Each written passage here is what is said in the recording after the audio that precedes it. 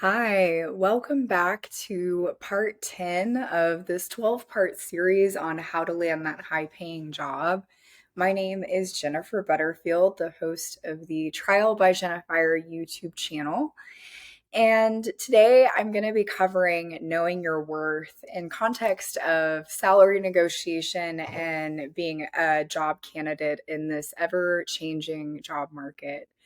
And before I get into today's episode and the material that we're going to be covering, I want to just give a brief recap on last week's episode, which was about selecting high quality roles with fantastic companies. And so, if you didn't get a chance to check that out, do, because there was a lot of great information on different ways to vet companies, the best way to go about selecting roles, and identifying what culture and values a company might have that would align with my own professional needs as a candidate. And so you can check that out on my YouTube channel.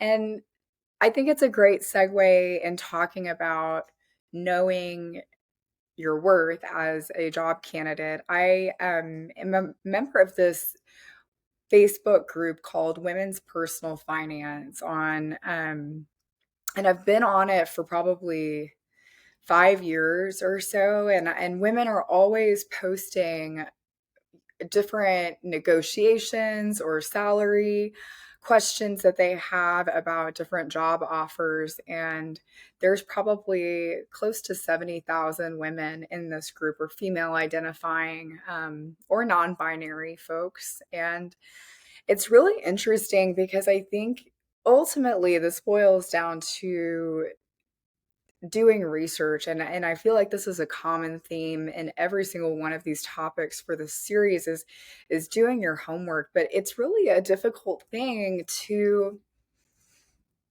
quantify what our time is worth. And I want to just start by saying I firmly and wholeheartedly believe that as human beings, our value is inherent, meaning no matter what we do or say, we are not capable of adding any inherent value. And no matter what we do and say, we're not capable of diminishing our value as human beings. It simply just is.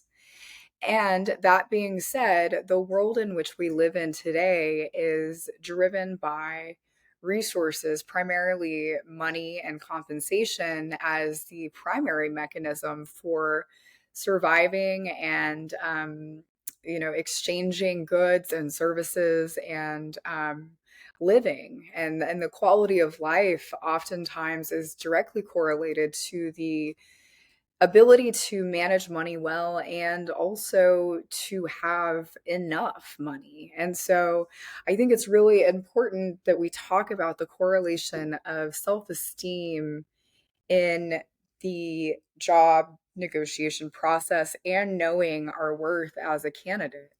So anytime I go into a job opportunity, one of the things that I'm going to be doing is kind of identify, and this is why I really do recommend always keeping your resume, keeping your LinkedIn profile, keeping these these elements of our professional profile current, and so updating them as I go, as I have these experiences, because ultimately what happens is time will pass and I will forget about this thing that I did, but this thing that I did might be a perfect parallel to a certain position or career pivot that I want to step into. And so I don't want to forget about those things. And so it's good to keep those things updated as I go through life and move about in life, and experience new academic pursuits and achievements as well as professional ones. And that being said, I think it's incredibly important to consider how has that landscape changed since I was last in the job market. And so, I can easily pull up, what is the average salary for this role that I'm currently in, and ask myself this question: am I underpaid? Am I overpaid? What is the median market average salary for this position with someone who has the similar qualifications and educational background and um, professional experience as I do? And I can not so much compare myself to that, but I can look at that as a good barometer for where I am and where I would like to be. And here's the thing that I think a lot of people get stuck with is that there is an opportunity for growth. And so it wouldn't make sense for me to move into a different position with a different company after having previously gained more experience and more education and more skills in my previous position, and move into a role where I'm being compensated the same, because I now have this added value of that time serving in that role. And so I need to account for that when I am considering what the starting negotiation for a salary is going to look like, as well as, doing my research around, okay, am I applying for a role that is remote? Or am I applying for a role that is a hybrid role or in person? And if it is in person, am I going to have to relocate? And if I'm relocating, have I identified the cost of living in this area, and what would a reasonable salary be? Is it different? Is it more expensive to live in the city than it is in my current city, or is it less expensive? Do I have the freedom to travel the world while I'm working and working remotely? And so these are all really important factors to consider. And I think too, um, when it comes to that growth edge, it's looking at, okay, well, so I have a clear idea of whether I'm being or have been under or overpaid in my previous or current role.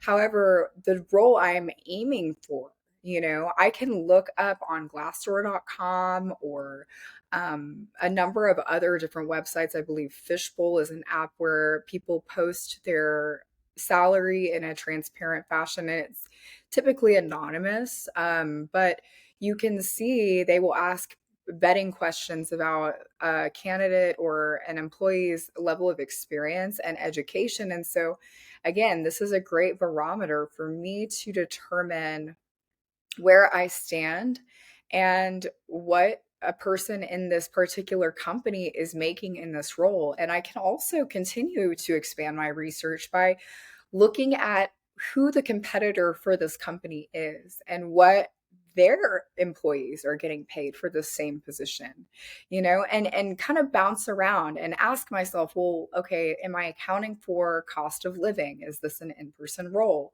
Are these people in New York and they're living in New York? Or are they remote and the headquarters are just based out of New York? Because the cost of living in New York is much higher than remotely working in a different state where the cost of living isn't New York prices. But I can fly into New York, once a quarter or however many times a year it will be required of me. And so I think these are all really important elements to consider. But um, in terms of knowing my worth, I want to just say, for the record, I implore and empower anyone who is in the job market to not settle. There have been many times where I have been in a position and have been offered a role and knew that my time and my experience was worth more than what I was being offered. And it may hurt, and there may be some fear around, being willing to walk away from the table with a job negotiation or a salary negotiation and an offer. I I really encourage anyone who is considering a job offer to really weigh in, because here's the thing: we spend an incredibly huge amount of our lives in our workplace and doing jobs that we have throughout the course of our working lifetime. And so, when I'm thinking about, um is this going to pay the bills immediately, or I think a lot of people get caught up in this like fear-based thinking of like, oh, this is the only opportunity that I have, and I don't know if another one's going to come along, and I just encourage anybody to who is in a position of feeling conflicted to trust that your skills are inherently valuable. And if you don't have a good gut feeling about accepting an offer, don't settle, again, this is not like professional financial advice or anything like that, but I will say, as somebody who has accepted an offer for a job that I did not have a good fit feeling about, um, even though I was getting paid more than I'd ever been paid in my life, I look back and yeah, I wish I would have listened to my gut instinct. And it is very expensive for a company to onboard a candidate in a new hire and train them. And so, if you know in your heart of hearts that this isn't a good fit, it don't settle. You know, you don't have to accept an offer just because it's on the table, because there is so much worth that each of us have to offer a company. And hopefully, if you have been tuning in throughout the course of this series, you've gained some valuable insights as to ways to highlight different elements of your candidate profile to help you really stand out, to, uh, I guess, present who you are and what you bring to the table to companies in a way that maybe didn't exist before. And so I want to just say on this topic of self-esteem and knowing worth,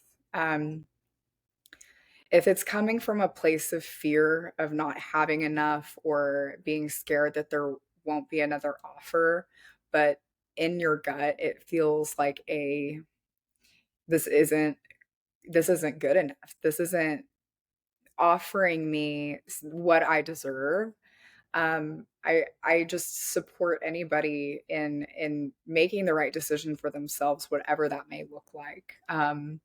I think our culture oftentimes has this desire to engage in like impulsivity because um, we see the thing in front of us and we want it. And I also think that in today's society, with the rising cost of inflation and how so many people are living paycheck to paycheck, and lifestyle creep and impulsive spending are all um, attributing factors to the daily grind and the struggle of living in today's society.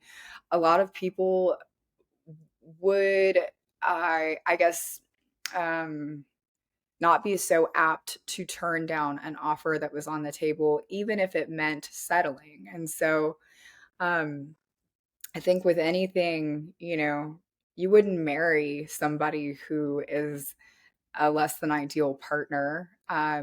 So why accept a job offer that's less than ideal? I think too, it's really an important thing to consider. I always find it to be a red flag when companies are promising, room for growth. And I think it's very, very important for there to be a lot of offering of education and training. But when I have engaged in an interview process and um, been offered a certain starting salary or position and title, um, with the promise of growing with the company, um, here's the deal: as a candidate, as a job, candidate, as an employee, I am just another number and I am replaceable. This is not my family. This is not my close friend circle. This is a business relationship, and I think if somebody were to offer me a, a role that was not at the level in which I was seeking to obtain, I would absolutely think twice about that because, there is no guarantee of tomorrow. And why wouldn't I be offered that initially if that was the thing that I was seeking? And so I try not to accept offers unless they meet my criteria and my expectations. And um, I think too a lot more of this is going to come into play in our next week's episode, which is probably again, it's my favorite topic of discussion around career development, but it's going to be over BATNA, which is an acronym that stands for Best Alternative to a Negotiated Agreement. And we'll be talking about the thing that is in a candidate's back pocket that will allow them the inner knowing and strength to walk away from the table, because we always have a contingency plan. We always have something that is helpful to know that it's a backup, essentially. And it's better than this thing that I'm being offered that doesn't meet my expectations. And so I'll be excited to share a little bit more about that next week. And as for today's episode, I again highly encourage anyone who is considering a big job offer to remember that this is something that a human being spends a good portion of their life doing. And so if it is not a fully resounding yes, it's you don't have to accept the offer.